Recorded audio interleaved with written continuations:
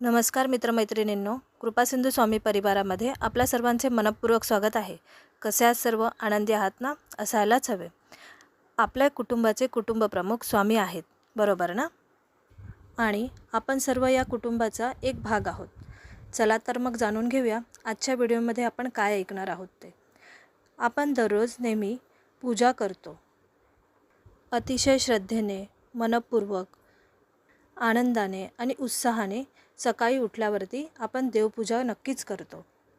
पण तुम्हाला ठाऊक आहे का, ही देवपूजा करत असताना आपल्याला काही नियम पाळणे गरजेचे असते।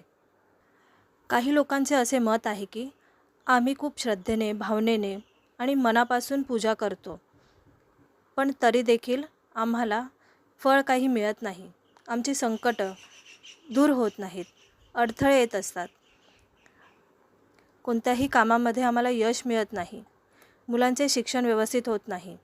पण मित्रांनो, खरं पाहता जर आपण श्रद्धेने देवपूजा करत असू तरी देखील काही नियम पाळणे खूप गरजेचे आहे। आजच्या व्हिडिओमध्ये आपण हे कोणकोणते नियम पाळायचे आहेत ते जाणून घेणार आहोत। जर तुम्ही या चॅनलवरती नवीन असाल तर चॅनलला सबस्क्राईब करा, लाईक करा आणि शेअर करायला विसरू नका। सर्वात पहिला नियम म्हणजे देवपूजा करताना देवपूजा करणाऱ्याचे तोंड पूर्व दिशेला असणे सर्वात गरजेचे असते। दुसरा नियम, देवाऱ्यातील शंखाला अक्षदा वाहू नये। तिसरा नियम, एका दिव्यावरून दुसरा दिवा लावू नये। चौथा नियम, तुटलेल्या मूर्तींची पूजा कधीही करू नये। गुरुजींना बोलावून तिचे विसर्जन करावे व दुसरी मूर्ती आणून तिची प्राणप्रतिष्ठापना करावी। पाचवा नियम, तर्जनी बोटाने देवाला कधीही गंध लावू नये, म्हणजेच अंगठ्याजवळच्या पहिल्या बोटाने देवाला कधीही गंध लावू नये। सहावा नियम, देवासमोर लावलेल्या दिव्याची ज्योत कधीही दक्षिणेकडे करू नये। सातवा नियम, तुळस कधीही स्त्रियांनी तोडू नये। आठवा नियम, एकाच घरात 2 शिवलिंगे, 2 शाळीग्राम, 2 सूर्यकांत, 3 देवी, 3 गणपती व 2 शंख पूजू नयेत। नववा नियम, शाळीग्राम पूजायचे असेल तर ते सम पूजावेत, परंतु समामध्ये 2 पूजू नयेत। विषम जर पूजायचे असतील तर एकाची पूजा करायला हरकत नाही।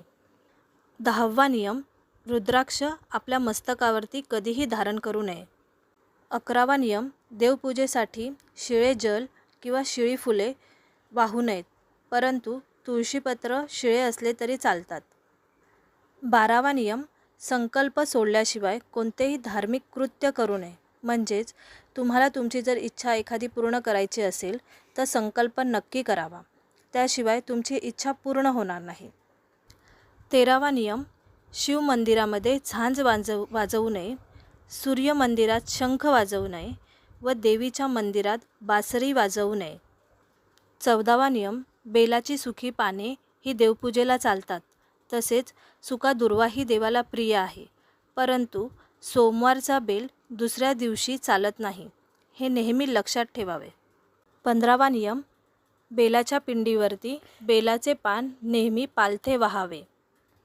16वा नियम, गणेश चतुर्थीशिवाय अन्य दिवशी गणपतीला तुळस अजिबात वाहू नये। 17वा नियम, रविवारी दुर्वा तोडू नये। 18वा नियम, नवार्णव मंत्र किंवा गायत्री मंत्र आसनावर बसूनच जपावा, रस्त्याने जाता येता वगैरे जपू नये। 19वा नियम, आपली जपमाळ व आसन दुसऱ्यास कधीही देऊ नये। 20वा नियम, देवदेवतांच्या मूर्ती व त्यांच्या तसबिरीची तोंडे कधीही दक्षिणेकडे करू नये।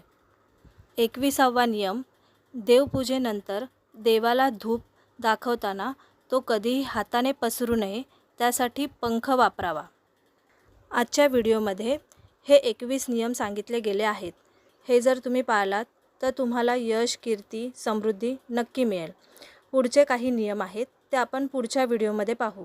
त्यासाठी माझे व्हिडिओ नेहमी बघत राहा, लाईक करा, शेअर करा आणि सबस्क्राईब करा। तुम्हाला माझा हा व्हिडिओ जर आवडला असेल तर कमेंट मात्र नक्की करा, कारण तुमची कमेंट हीच माझी ऊर्जा। श्री स्वामी समर्थ। जय जय स्वामी समर्थ। धन्यवाद।